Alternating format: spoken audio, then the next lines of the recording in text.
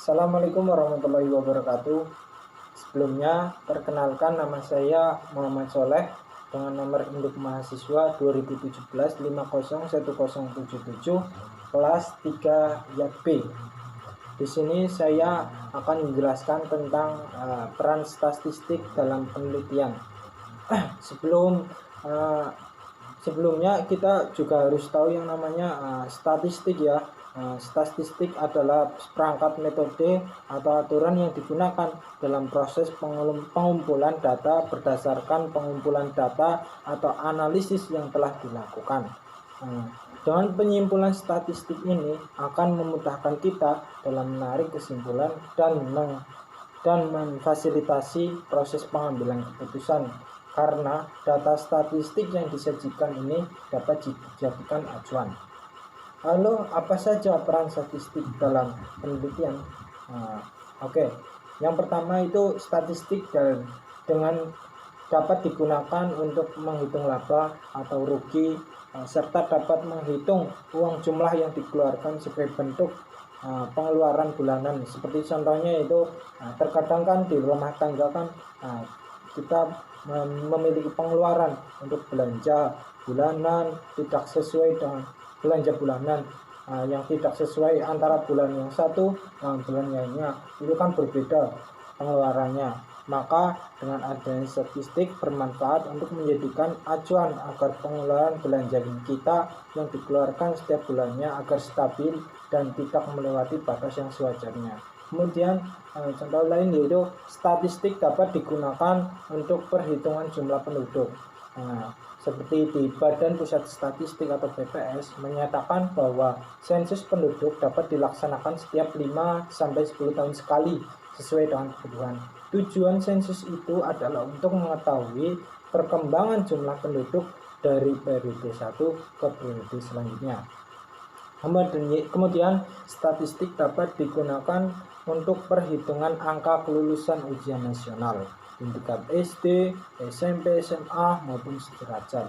Jadi statistik juga digunakan untuk perhitungan ujian nasional ya, nilai-nilai ujian nasional. Kemudian statistik di perkuliahan bisa digunakan untuk berbagai keperluan.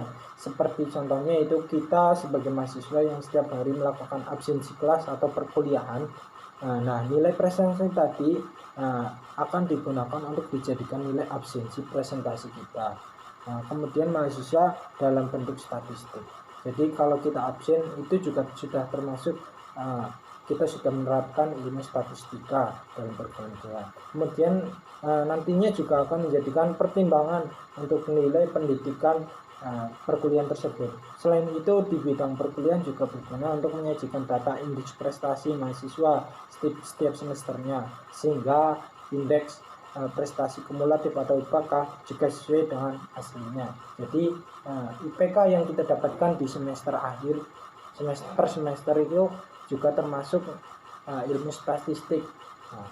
Kemudian contoh selanjutnya yaitu dalam kondisi pandemi seperti ini ya, kondisi pandemi COVID-19 ini, statistika juga sangat diperlukan. Statistika diperlukan untuk menyajikan data dalam arti menyajikan data jumlah pasien yang terkena virus corona, menyajikan pasien yang sembuh dari setiap harinya dari virus corona, kemudian angka kematian, angka kesembuhan, dan jumlah pasien yang meninggal, dan juga jumlah menyajikan data yang terkait daerah-daerah yang ditandai sebagai zona merah, zona kuning, dan zona hijau.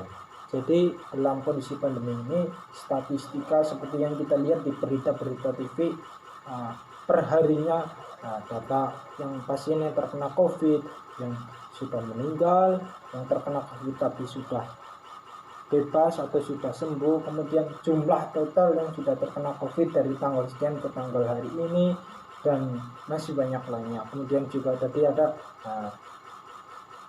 pasien menyajikan terkait daerah mana yang parah. Kalau parah kan ditandai dengan warna merah, kemudian kalau kuning itu sedang, dan hijau itu sudah normal, sudah dalam kondisi normal. Jadi di sini pengaruh statistik sangat berpengaruh